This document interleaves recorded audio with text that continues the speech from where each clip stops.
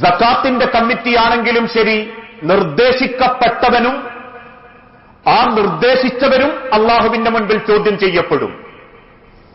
നിങ്ങൾ എന്തിനാണ് ആ വ്യക്തിയെ നിർദ്ദേശിച്ചത്? അയാൾക്ക് ആ സ്ഥാനത്തേക്കുള്ള യോഗ്യത എന്താണ് നിങ്ങൾ പരിഗണിച്ചത്? നിർദ്ദേശിക്കപ്പെട്ട വ്യക്തിയോട് റബ്ബ് ചോദിക്കും, നീ അതിന് അർഹനായിരുന്നോ? നിനക്കതിന്റെ ഉത്തരവാദിത്തം പൂർത്തീകരിക്കാൻ സാധിച്ചിട്ടുണ്ടോ എന്ന് ചോദ്യമുണ്ടാകും. അതുകൊണ്ടാണ് ലോകത്തിന്റെ ഹബീബായ പ്രവാചകൻ സല്ലല്ലാഹു അലൈഹി വസല്ലമ ഓർമ്മപ്പെടുത്തിയത്, അധികാരം അമാനത്താണ്. വിശുദ്ധ ഖുർആനിലൂടെ വിശ്വാസികളുടെ വിജയത്തെക്കുറിച്ച് റബ്ബ് പരിചയപ്പെടുത്തിയപ്പോ പറഞ്ഞു, വല്ലദീനഹും, ആ വിജയികൾ ആരായിരിക്കും? ലി അമാനാത്തിഹിം വ അഹ്ദിഹിം റാഊൻ, അവരവരുടെ അമാനത്തും കരാറുകളും കൃത്യമായി പൂർത്തീകരിക്കുന്നവരായിരിക്കും. പറഞ്ഞ വാക്ക്, ഏറ്റെടുത്ത ഉത്തരവാദിത്വം, ഇതെല്ലാം കൃത്യമായി നിർവഹിക്കുന്നവരായിരിക്കും. അമാനത്തിന് പ്രാധാന്യം കൊടുക്കുന്നവരായിരിക്കും യഥാർത്ഥ വിശ്വാസികൾ, യഥാർത്ഥ ജനസേവകർ എന്നുവരെ ഉലമാക്കൾ അവരുടെ ഗ്രന്ഥത്തിൽ രേഖപ്പെടുത്തിയിട്ടുണ്ട്. അതുകൊണ്ട് തന്നെ അധികാരമെന്നാൽ, ഒരു പദവി എന്നാൽ അതൊരിക്കലും അവകാശമല്ല, മറിച്ച് അള്ളാഹുവിന്റെ അരികിലേക്കുള്ളൊരു സേവനവും റബ്ബേൽപ്പിച്ച ഒരു ബാധ്യതയുമാണ് എന്ന് ചിന്തിച്ചു തുടങ്ങണം. ആ ചിന്ത നമ്മളെ മനസ്സിൽ വരുന്നില്ലേ, ഏറ്റെടുത്ത അധികാരം നാളെ നിങ്ങൾക്ക് മുൾക്കിരീടമായിരിക്കും. നിങ്ങൾ ഏൽപ്പിച്ചു കൊടുത്ത വ്യക്തിക്കതൊരു വലിയ ഭാരമായിരിക്കും. ഒരു വ്യക്തിയെ അറിയാതെയാണ് അയാളെ നിങ്ങൾ പിന്താങ്ങുന്നതെങ്കിൽ, അല്ലെങ്കിൽ നമ്മളെ തലയിൽ നിന്നും ഒഴിവാക്കാൻ വേണ്ടിയാണ് നിങ്ങൾ ആ വ്യക്തിയെ മുന്നിലേക്ക് ഇട്ടതെങ്കിൽ നമ്മളും ചോദ്യം ചെയ്യപ്പെടും. അത് റെസിഡൻസിന്റെ ഭാഗത്തുള്ള കമ്മിറ്റിയാണെങ്കിലും പള്ളിയാണെങ്കിലും മറ്റേത് വിഷയമാണെങ്കിലും, ഏതായാലും എന്റെ നേരെ വരുമ്പോഴേക്കും ഓനെയാക്കാം എന്ന് പറയുന്നുണ്ടെങ്കിൽ ആ നിർദ്ദേശം പോലും റബ്ബിന്റെ അടുത്ത് ചോദ്യം ചെയ്യപ്പെടും. മഹാനായ സിദ്ദീഖുൽ അക്ബർ റളിയല്ലാഹു അൻഹു പ്രവാചകൻ സല്ലല്ലാഹു അലൈഹി വസല്ലമയുടെ വഫാത്തിന് ശേഷം സ്വഹാബത്ത് പെട്ടെന്ന് തന്നെ അള്ളാഹുവിന്റെ പ്രവാചകന്റെ പ്രിയപ്പെട്ട സ്വഹാബി അബൂബക്കർ റളിയല്ലാഹു അൻഹുവിനെ ഖലീഫയായി തെരഞ്ഞെടുത്തു. ഖലീഫയായി തെരഞ്ഞെടുക്കപ്പെട്ട സിദ്ദീഖുൽ അക്ബർ മദീന പള്ളിയുടെ മുറ്റത്തേക്ക് ഇറങ്ങി നിന്ന് പറയുന്നൊരു വാക്കുണ്ട്, സ്വഹാബത്തെ, നിങ്ങൾ എന്നെ ഏൽപ്പിച്ചത് അള്ളാഹുവിന്റെ നരകത്തിലേക്കുള്ളൊരു യാത്രയാവരുത്. അള്ളാഹുവിന്റെ ഖുർആനിനും തിരുസുന്നത്തിനുമനുസരിച്ച് ഞാൻ തീരുമാനമെടുക്കുന്നുണ്ടോ, നിങ്ങൾ എന്നെ അനുസരിക്കണം. ഇനി അതല്ല എനിക്കെവിടെയെങ്കിലും അതിന് വിരുദ്ധമാകേണ്ടി വന്നാൽ, അത് പറഞ്ഞു തീരുമ്പോഴേക്കും സഹാബാക്കൾ എഴുന്നേറ്റ് നിന്ന് പറഞ്ഞു, ഖുർആനിനും ഹദീസിനും അള്ളാഹു ഏൽപ്പിച്ച ഉത്തരവാദിത്വം നിർവഹിക്കുന്നില്ല എങ്കിൽ ഞങ്ങളുടെ വാളുകൾ താങ്കളോട് മറുപടി പറയും എന്ന് സ്വഹാബത്ത് പറഞ്ഞപ്പോ സന്തോഷം കൊണ്ട് അബൂബക്കർ റളിയല്ലാഹു അൻഹു ആകാശത്തേക്ക് നോക്കിയിട്ട് പറഞ്ഞു, റബ്ബേ, ഇത്തരത്തിലുള്ളൊരു സമുദായത്തിന്റെ നേതൃസ്ഥാനത്തേക്ക് വരാൻ പറ്റിയതിന് ഞാൻ അള്ളാഹുവിനോട് നന്ദിയുള്ളവനായിരിക്കും. അതായിരുന്നു അധികാരത്തെ സ്വഹാബത്ത് കണ്ടിരുന്നത്. അന്ന് തന്നെയാണ് ഒരു പെണ്ണ്, വൃദ്ധയായ സ്ത്രീ കരയുന്നത് സദസ്സിൽ വെച്ച് അള്ളാന്റെ പ്രിയപ്പെട്ട സ്വഹാബി കണ്ടു. ആളുകൾ ചോദിച്ചു, എന്തേ ഉമ്മ നിങ്ങൾ കരയാനുള്ള കാരണം? ആ ഉമ്മ പറഞ്ഞു, ഇന്നുവരെ എന്റെ ഒട്ടകത്തെ കറന്നു തന്നത്, എന്റെ ആടിനെ കറന്നു തന്നത് അബൂബക്കറായിരുന്നു. ഇന്ന് അദ്ദേഹം മക്കയുടെ ഖലീഫയായി, മദീനയുടെ ഖലീഫയായി. ഇനി എനിക്കാര് ഒട്ടകത്തെ കറക്കുമെന്നാലോചിച്ച് ഞാൻ സങ്കടപ്പെടുകയാ എന്നാ വൃദ്ധ സ്ത്രീ പറഞ്ഞപ്പോ പെട്ടെന്ന് തന്നെ സിദ്ദീഖ് അക്ബർ റളിയല്ലാഹു അൻഹു പറഞ്ഞു, ഉമ്മ, ഇന്നുവരെ ഞാൻ കറന്നതുപോലെ നാളെയും ഞാൻ കറക്കാൻ വരും, എനിക്കാ പാലാണ് ഉമ്മ ഉപജീവനം. ഇതായിരുന്നു സഹാബത്ത് കണ്ട അധികാരത്തിന്റെ രീതി.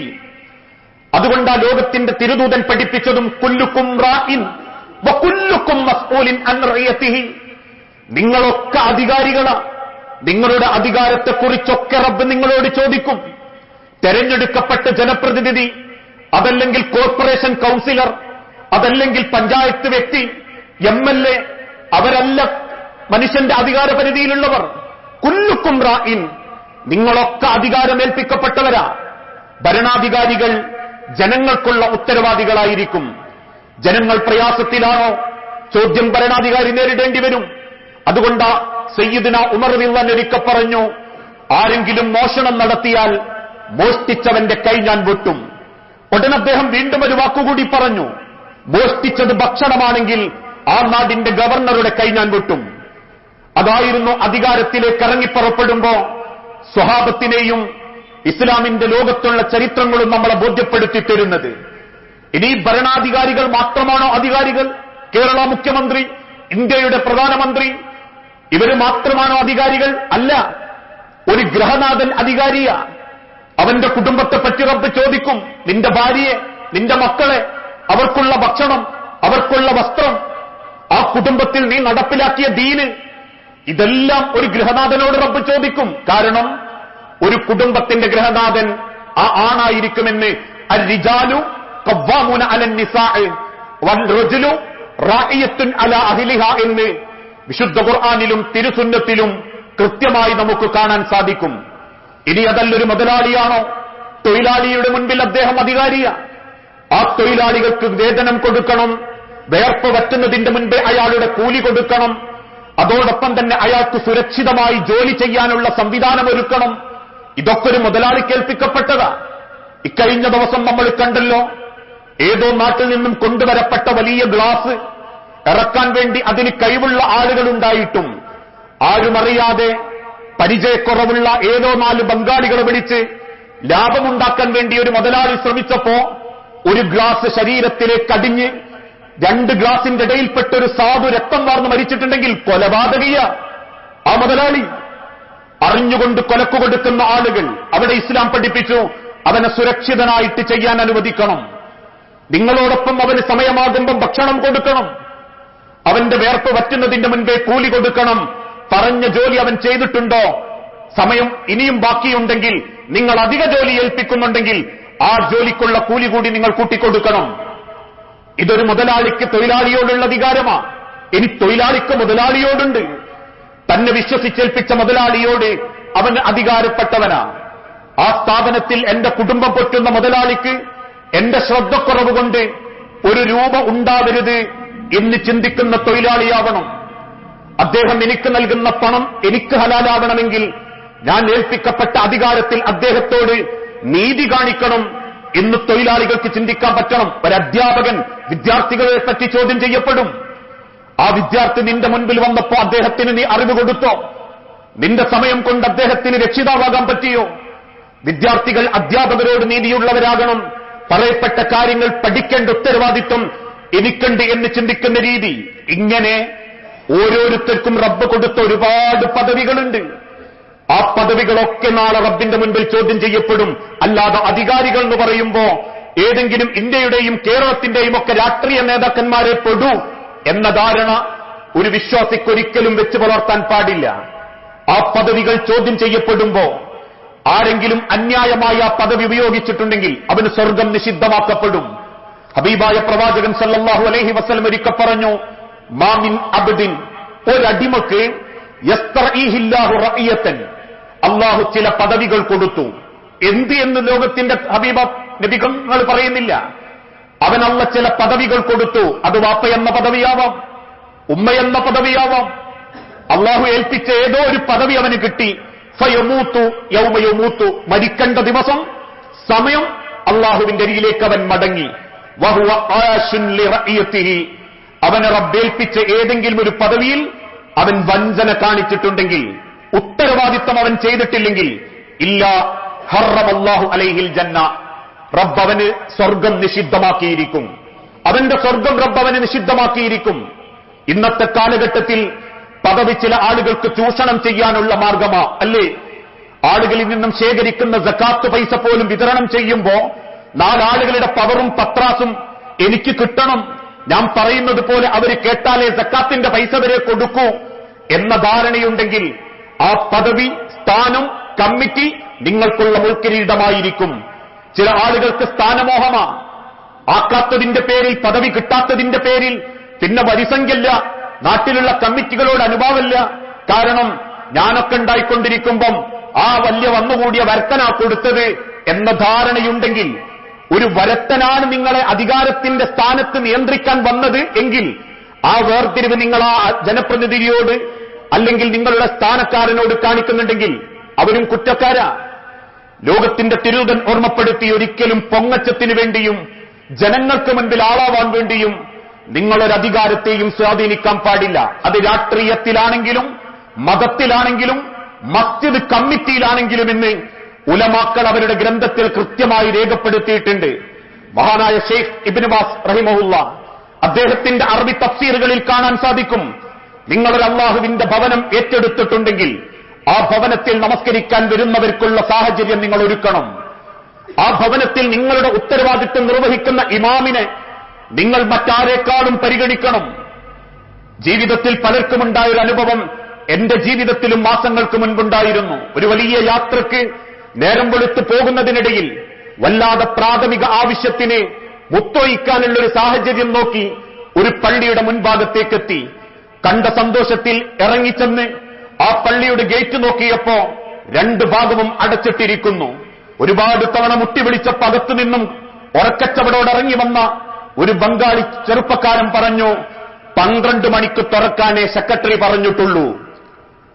അത്തരത്തിലുള്ള സാഹചര്യത്തിലേക്ക് നമ്മളെ ഭവനങ്ങൾ എത്തുന്നുണ്ടെങ്കിൽ എന്തിനാ പള്ളിയിൽ 15 അംഗ കമ്മിറ്റി? ആഴ്ചയിൽ പിരിവ് നടത്താനും മറ്റേതെങ്കിലും അർത്ഥത്തിൽ ഒരു ലേലം വിളിക്കാനും, അതല്ലെങ്കിൽ നാട്ടിലുള്ള ഏതെങ്കിലും ചില കാര്യങ്ങൾക്ക് മാത്രമല്ല.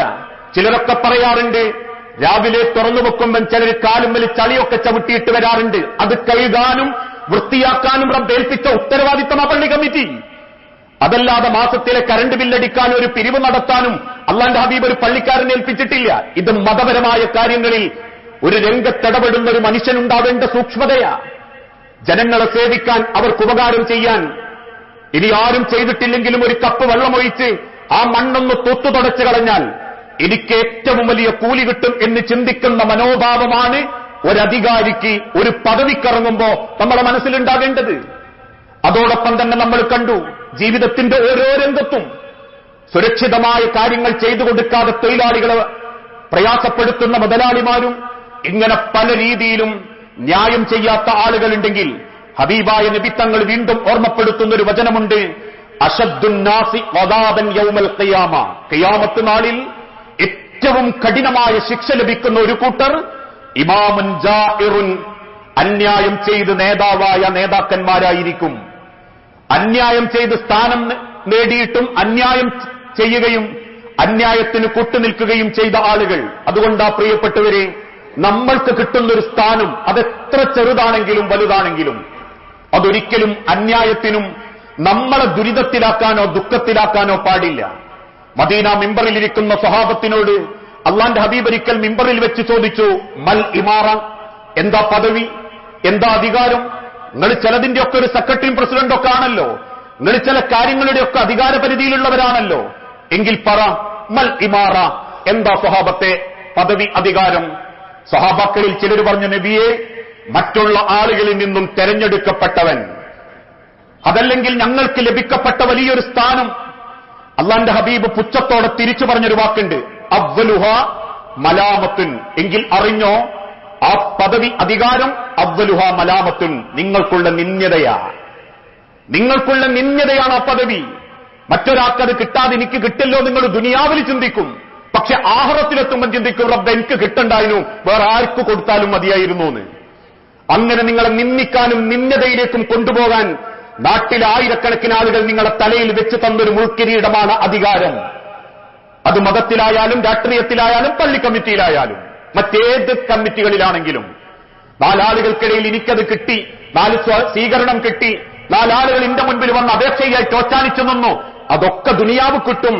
ആഖിറത്തിൽ നിങ്ങൾക്കുള്ള നിന്ദ്യതയായത് മാറിയേക്കാം, നിങ്ങളത് യഥാവിധി പ്രവർത്തിക്കുകയും ന്യായം ചെയ്യുകയും ചെയ്തിട്ടില്ലെങ്കിൽ. വസാനീഹ, ഇനി രണ്ടാമതായി നിങ്ങളതിനെ നോക്കുകയാണെങ്കിൽ നദാമത്തുൻ, നിങ്ങൾക്കുള്ള ഖേദമായിരിക്കും അത്. ഖേദം കൊണ്ട് നിങ്ങൾ കരയുന്നൊരവസ്ഥ നിങ്ങൾക്ക് പരലോകത്ത് വരും. അധികാരം, സ്ഥാനം. വസാലിസഹ, മൂന്നാമതായി അദാബുൻ യൗമൽ ഖിയാമ, അന്ത്യനാളിൽ നിങ്ങൾക്കുള്ള ഏറ്റവും വലിയൊരു വേദനയായിരിക്കും, ശിക്ഷയായിരിക്കും അത്. ആർക്കൊഴികെ? ഇല്ലാമൻ റഹിമ, ജനങ്ങളോട് കാരുണ്യത്തോടെ പെരുമാറുകയും വഅദ്ല, നീതിയോടെ പ്രവർത്തിക്കുകയും ചെയ്തവർക്കൊഴികെ ബാക്കി മുഴുവൻ ആളുകൾക്കും ആ അധികാരം ഖേദവും നിന്ദതയും വലിയ വേദനക്കുമുള്ള അടയാളമായിരിക്കുമെന്ന് അള്ളാഹുവിന്റെ ഹബീബ നബി തങ്ങൾ ഓർമ്മപ്പെടുത്തി തന്നു. പ്രിയപ്പെട്ടവരെ, അധികാരത്തിന് വേണ്ടി പലതും കാണിച്ചുകൂട്ടുന്നൊരു ലോകത്ത് സ്ഥാനമാനങ്ങൾക്ക് വേണ്ടി വാവിട്ട വാക്കും പിന്നിൽ നിന്നുള്ള കുത്തുകളും നടത്തുന്നൊരു കാലഘട്ടത്തിൽ മനുഷ്യരോരോരുത്തരും ചിന്തിക്കേണ്ടത്, എന്റെ അധികാരം കൊണ്ട് എനിക്ക് നിശ്ചയിക്കപ്പെട്ട പരിധിക്കുള്ളിൽ ഒരാൾക്കെങ്കിലും ഒരു നന്മ ചെയ്തു കൊടുക്കാൻ പറ്റിയാൽ ഞാൻ അതിന് സന്നദ്ധനാണ് എന്ന് ചിന്തിച്ചുകൊണ്ട് പ്രവർത്തിക്കുന്നവനാണ് റബ്ബിന് ഏറ്റവും ഇഷ്ടപ്പെട്ട വ്യക്തികൾ. അല്ലാതെ തലയിൽ നിന്ന് ഒഴിവാക്കാനും അവനവന്റെ ആളുകൾക്ക് വേണ്ടിയിട്ട് കുതന്ത്രങ്ങൾ കാണിച്ചും ഏതൊക്കെ രംഗത്താളുകൾ വാരിപ്പിടിച്ചിട്ടുണ്ടോ അതൊക്കെ ദുനിയാവിൽ കിട്ടുന്ന പദവി മാത്രമായി ചുരുങ്ങുകയും ആഖിറത്തിൽ വലിയ സങ്കടമാവുകയും ചെയ്യും. അതുകൊണ്ട് ഒരിക്കൽ പ്രവാചകൻ സല്ലല്ലാഹു അലൈഹി വസല്ലമയുടെ കാലഘട്ടത്തിന് ശേഷം മഹാനായ ഉമർ ഇബ്നു ഖത്താബിന്റെ കാലഘട്ടത്തിൽ നട്ടപ്പാതിര നേരത്ത് വേഷം മാറി മക്കയിലെയും മദീനയിലെയും പല ഈത്തപ്പനയുടെ മറവിൽ നിന്ന് സ്വഹാബത്തിന്റെ ജീവിതം നിരീക്ഷിക്കുന്ന ഒരു രാത്രി 4-5 മക്കൾ ഒരു അടുപ്പിന്റെ ചുറ്റുമിരുന്ന് ഒരു കലത്തിൽ അല്പം വെള്ളം വെച്ച് ഉമ്മ ആട്ടിക്കൊണ്ടിരിക്കുന്ന രംഗം കാണുന്നത്. ഓരോ കുഞ്ഞുങ്ങളും കരഞ്ഞ് കരഞ്ഞ് ആ അടുപ്പിൽ നിന്ന് എന്തെങ്കിലും കിട്ടുമെന്ന പ്രതീക്ഷയിൽ കലത്തിന്റെ അരികിൽ ബോധം കെട്ട് തളർന്നു വീണ് മയങ്ങിപ്പോയപ്പോ നെഞ്ചു പൊട്ടി കരഞ്ഞകത്ത് കയറി വാളൂരി ഉമർ ഇബ്നു ഖത്താബ് ചോദിച്ചിട്ടുണ്ട്, പെണ്ണെ, നീ ഒരു മാതാവല്ലേ, എന്തിനാ മക്കളെ പട്ടിണിക്കിടുന്നത്? കലക്കിക്കൊണ്ടിരിക്കുന്ന ആ ചെമ്പും കുടത്തിന്റെ അകം കാണിച്ചിട്ട് ആ പെൺകുട്ടി പറഞ്ഞു, ഉമറേ, ഇത് കാലിയ, ഒന്നും ഞങ്ങൾക്ക് അനുവദിക്കപ്പെട്ടതിലില്ല. എന്തു കൊടുക്കുമെന്നറിയാതെ ഞാൻ എന്ത് ചെയ്യുമെന്ന് ചോദിക്കുമ്പോ ഹൃദയം പൊട്ടി വേദനയോടെ തന്റെ ഖജനാവിലേക്കോടി ഗോതമ്പ് ചാക്ക് സ്വന്തം തോളത്തെടുത്ത് മദീന മണലിലൂടെ ഓടിക്കതച്ചോടുന്ന ഉമറിനോട് പലരും പറഞ്ഞു, ഞങ്ങൾ എടുക്കാം, ഞങ്ങൾ എത്തിച്ചൊടുക്കാം. തിരിഞ്ഞു നിന്ന് ഉമർ ചോദിച്ചൊരു ചോദ്യമുണ്ട്, നാളെ റബ്ബിന്റെ മുൻപിൽ എന്നെ നിങ്ങൾ ഏറ്റെടുക്കുമോ? ഇല്ലല്ലോ, അവിടെ ഞാൻ ഒറ്റക്കാണെങ്കിൽ ഇതെനിക്കെത്തിക്കാൻ പറ്റുമെന്ന് ചിന്തിച്ച് കൊണ്ടക്കൊടുത്തിട്ടുണ്ടെങ്കിൽ ഒരു പടയങ്കിയുടെ വിഷയത്തിൽ അലി ഇബ്നു അബീ ത്വാലിബിന് നഷ്ടപ്പെട്ട ഒരു പടയങ്കി ജൂതന്റെ സ്ഥാപനത്തിൽ കണ്ടപ്പോ അലി ഇബ്നു അബീ ത്വാലിബ് റളിയല്ലാഹു അൻഹു അന്ന് ഖലീഫയാ, അന്ന് അദ്ദേഹം അരിയിലിരിക്കുന്ന അബ്ദുല്ലാഹ് ബിൻ ശുറൈഹിനോട് പറഞ്ഞു, അതെന്റെ പടയങ്കിയാ, അതെനിക്ക് എങ്ങനെങ്കിലും ഒന്ന് വാങ്ങിത്തരണം. അലി ഇബ്നു അബീ ത്വാലിബിന്റെ കൈ പിടിച്ച് താൽ ഖലീഫ എന്ന് വിളിച്ചപ്പോ കൈ പതുക്കെ വിടുവിച്ചിട്ട് പറഞ്ഞു, ഖലീഫയായിട്ട് എനിക്കത് വേണ്ട, അലിയായിട്ട് എനിക്കത് വാങ്ങിത്തരാൻ പറ്റെങ്കിലും മതി എന്ന് പറഞ്ഞിട്ടുണ്ട്. എങ്കിൽ നീതിയിലും ന്യായത്തിലും എങ്ങനെ മുൻപോട്ട് പോകാൻ സാധിക്കുമോ അന്നേ നാട് സമാധാനപ്പെടൂ, അന്നേ മനുഷ്യന് അവന്റെ ഉപകാരങ്ങൾ കിട്ടൂ, അന്നേ രാഷ്ട്രീയ പാർട്ടിയിൽ പ്രവർത്തിച്ച് വോട്ടുപയോഗിച്ചവന്റെ നെയ്യത്ത് പോലും നാഥന്റെ അരികിൽ നമുക്ക് ചോദ്യം ചെയ്യപ്പെടാത്ത രീതിയിലാക്കാൻ സാധിക്കൂ. ആ നിലക്ക് അവനവന്റെ അധികാര പരിധിയെയും വാക്കുകളെയും ഏത് രംഗത്തും സൂക്ഷിക്കുക. ജയവും തോൽവിയും 10-65 കൊല്ലത്തേക്കേ ഉണ്ടാവൂ. 100 കൊല്ലം മുൻപ് ജീവിച്ചവരാരും ഇന്നീ കൂട്ടത്തിലില്ല, മണ്ണിന്റെ അടിയില. ഇനി അങ്ങോട്ടൊരു 10-100 കൊല്ലം കഴിഞ്ഞ നമ്മൾ ആരും ഈ മണ്ണിന്റെ മേലെയുണ്ടാവില്ലെങ്കിൽ കിട്ടാവുന്ന ദുനിയാവിലെ ജീവിതത്തിൽ നീതിയും ന്യായത്തിന്റെയും ചേർന്ന് നിൽക്കുന്ന നന്മയുള്ള ആളുകളാവാൻ ശ്രമിക്കുക. അങ്ങനെയുള്ള മുഅ്മിനീങ്ങളിൽ അള്ളാഹു നമ്മളെ എല്ലാവരെയും ഉൾപ്പെടുത്തി അനുഗ്രഹിക്കുമാറാകട്ടെ.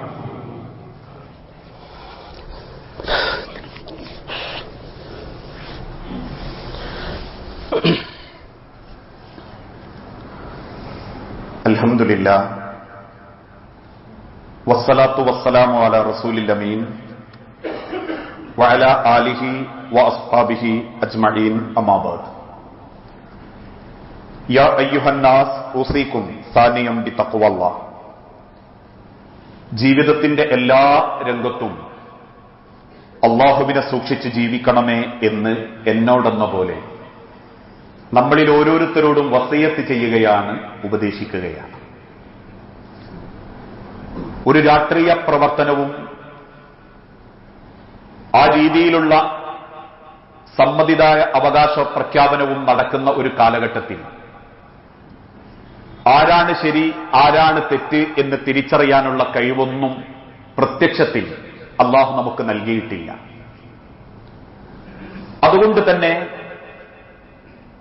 നമ്മൾ കൊടുക്കുന്ന ഒരു വോട്ട്, അതല്ലെങ്കിൽ നമ്മൾ ചെയ്യുന്ന ഒരു അവകാശം, അതൊരിക്കലും ഒരു അനീതിക്ക് കൂട്ടുനിൽക്കുന്നതായി മാറരുതേ റബ്ബേ. എന്റെ അമാനത്ത് എനിക്ക് കൃത്യമായി പൂർത്തീകരിക്കാൻ പറ്റുന്ന ഒരു ശക്തി അല്ലാഹുവേ നീ എനിക്ക് നൽകണം എന്ന് നമ്മൾ പ്രാർത്ഥിക്കേണ്ടതുണ്ട്. അത് പ്രാർത്ഥിക്കുന്ന ഒരാളെ കൊണ്ട് അല്ലാഹു തആല അതിന് പ്രവർത്തിപ്പിക്കുകയും ചെയ്യും. റബ്ബിനോട് ആ പ്രാർത്ഥന പ്രാർത്ഥിച്ചിട്ടാണ് നമ്മൾ ആ അവകാശം നിർവഹിക്കുന്നതെങ്കിൽ നമുക്ക് റബ്ബിന്റെ മുൻപിൽ പോലും ചോദ്യത്തിന് ഉത്തരമുണ്ടാകും. റബ്ബേ, ഞാൻ പ്രാർത്ഥിച്ചിട്ടുണ്ട് നിന്റെ അവകാശം അമാനത്തിന് യോജിച്ചതാവണം എന്ന്.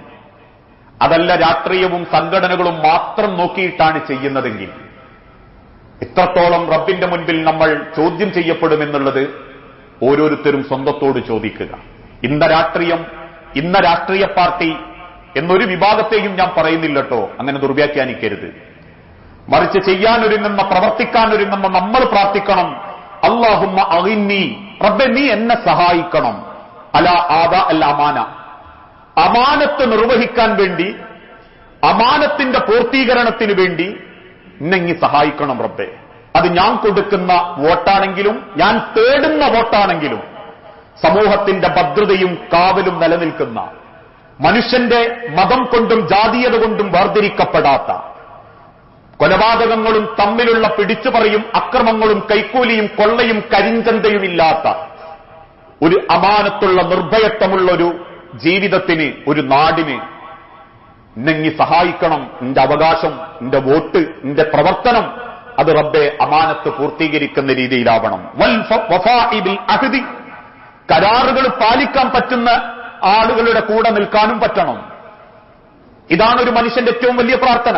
അതോടൊപ്പം തന്നെ നബി സല്ലല്ലാഹു അലൈഹി വസല്ലം ഒരിക്കൽ ഓർമ്മപ്പെടുത്തി, അല്ലാഹുമ്മ ലാ തജ്അൽ വിലായതനാ വബാലൻ അലൈനാ, നിങ്ങൾ പ്രാർത്ഥിക്കണം, അല്ലാഹുമ്മ, അല്ലാഹുവേ, ലാ തജ്അൽ വിലായതനാ, ഒരിക്കലും എന്റെ അധികാരം, എനിക്കത് കിട്ടിയിട്ടുണ്ടെങ്കിൽ എന്റെ അധികാരം ഒരിക്കലും വബാലൻ അലൈനാ, എന്റെ മേലുള്ള ഒരു ശിക്ഷയാക്കി ഈ അധികാരം തരരുത് റബ്ബേ.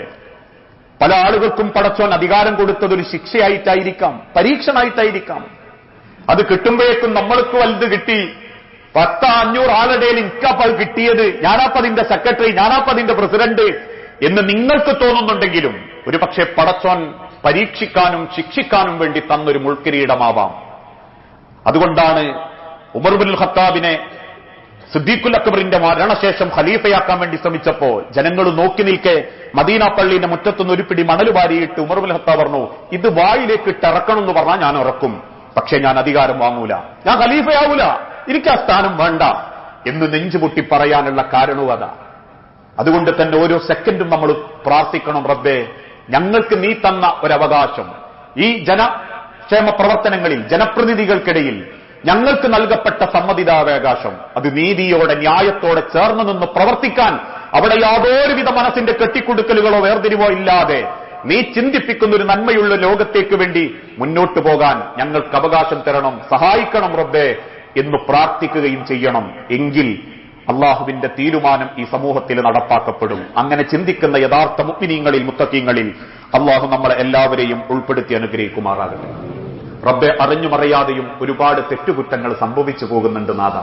എല്ലാം വിട്ടുപുറത്തു മാപ്പാക്കി നിന്റെ സ്വർഗത്തിൽ ഇതേ രൂപത്തിൽ നീ ഞങ്ങളെ ഒരുമിപ്പിച്ചു കൂട്ടണമേ നാഥ. മക്കളില്ലാതെ പരീക്ഷിക്കപ്പെടുന്ന ഒരുപാട് കുടുംബങ്ങളുണ്ട് റബ്ബെ.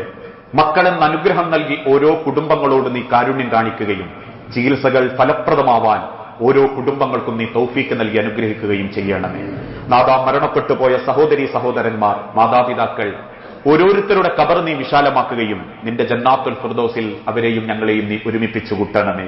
ചെറുതും വലുതുമായ പല അസുഖങ്ങളിലും ഏറെ സങ്കടപ്പെടുന്നവരുണ്ട് നാഥ ഞങ്ങളെ കൂട്ടത്തിൽ. എല്ലാം എളുപ്പം ശിഫ നൽകി ആരോഗ്യത്തോടെ ആഫിയത്തോടെ ജീവിക്കാൻ ഞങ്ങൾക്ക് തൗഫീക്ക് നൽകണമേ.